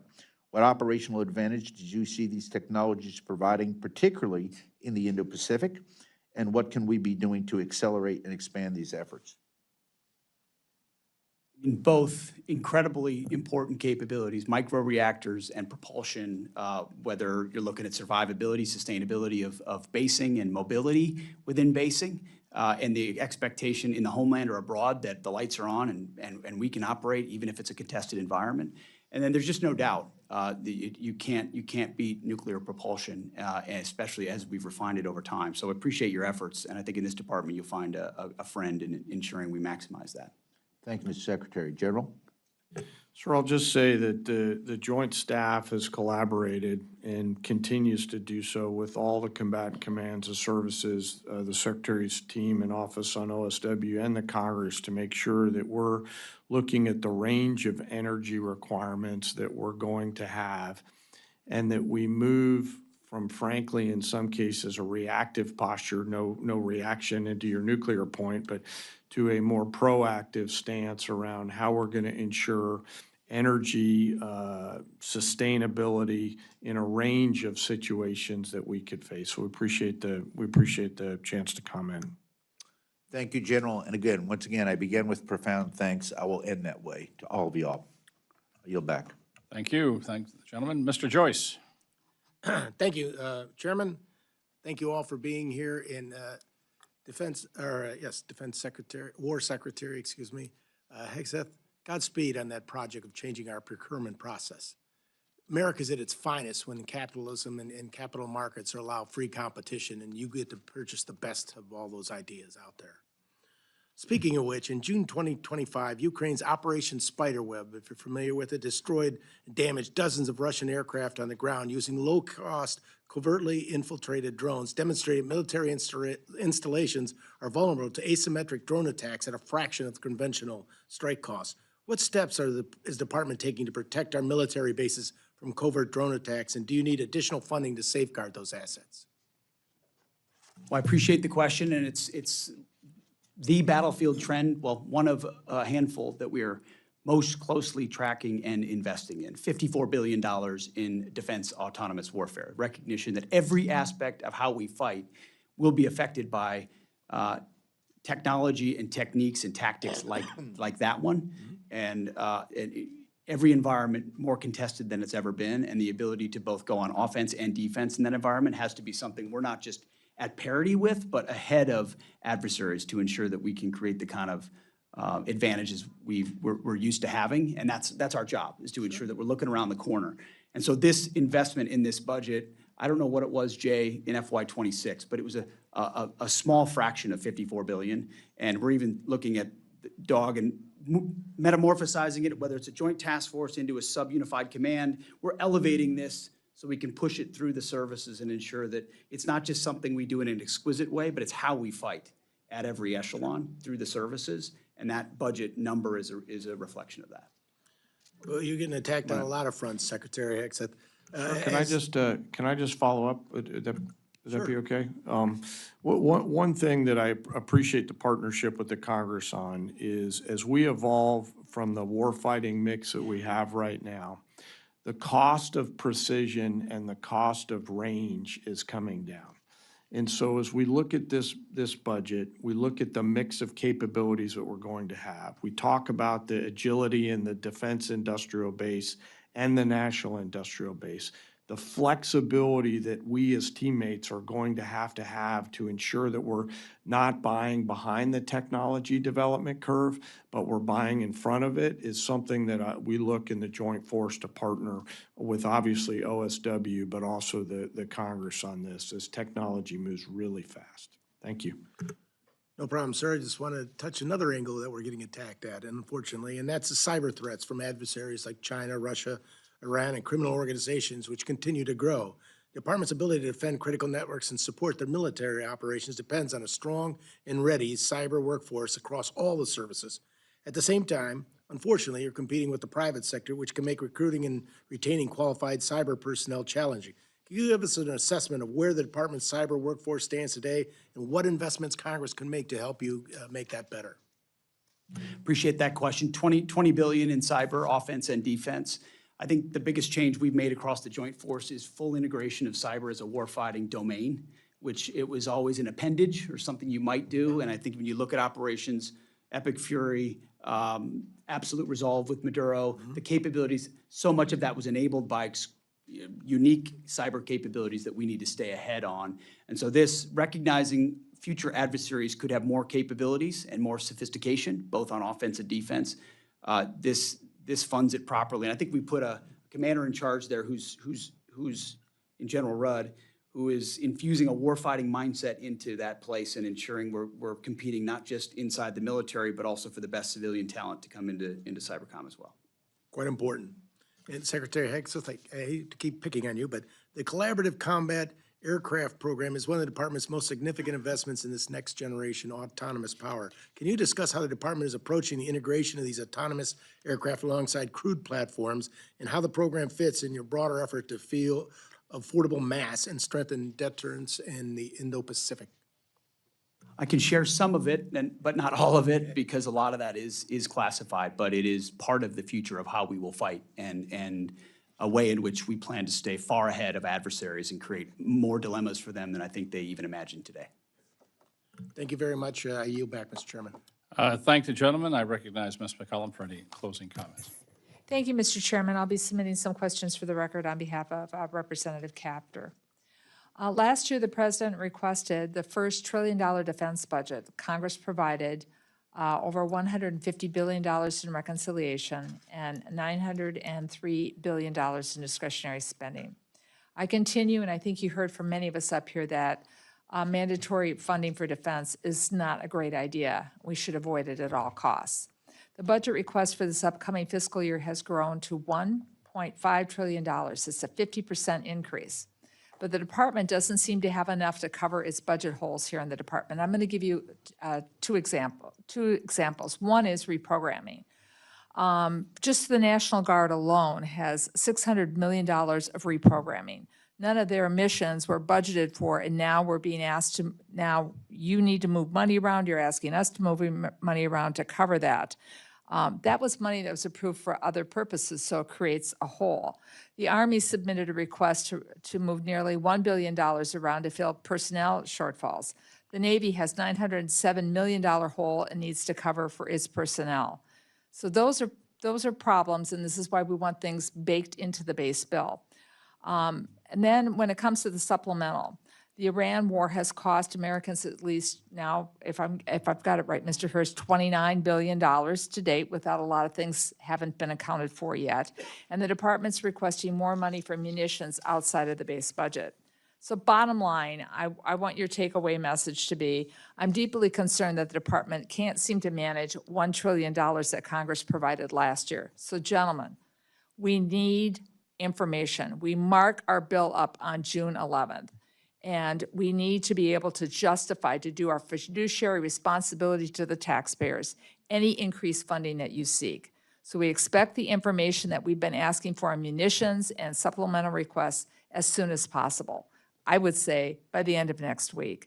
So I thank you all for being here. And Mr. Chairman, we watched some of the other hearings. This is the way especially a hearing should be conducted, especially when it's dealing with international defense, when we ask people to put their lives on the line. I thank everyone for a respectful hearing, but we need the information, Mr. Secretary. I yield back.